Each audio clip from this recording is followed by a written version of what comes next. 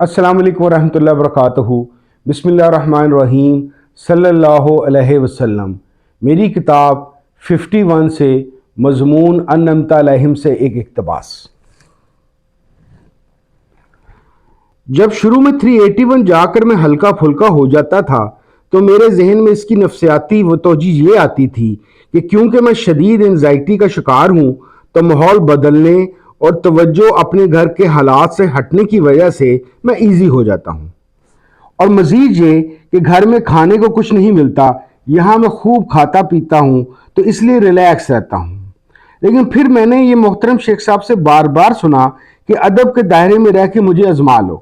ساتھ یہ بھی فرماتے کہ حدیث شریف کے مفہوم کے مطابق جو کثرت درود شریف کرتا ہے، جو سوچتا ہے وہ بھی ہو جاتا ہے۔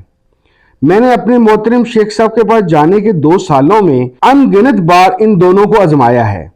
پسندیدہ کھانے کی خواہش سے لے کر لوڈ شیڈنگ ختم ہونے تک، اپنی پسند کی سورہ دوران نماز مولوی صاحب کے ذریعے سننے سے لے کر پسندیدہ نوکری ملنے اور من مرضی کی تنخواہ ملنے سے لے کر پتہ نہیں کیا کیا ہے جو میں نے نہیں آزمایا اور ہمیشہ 100% رزلٹ پایا۔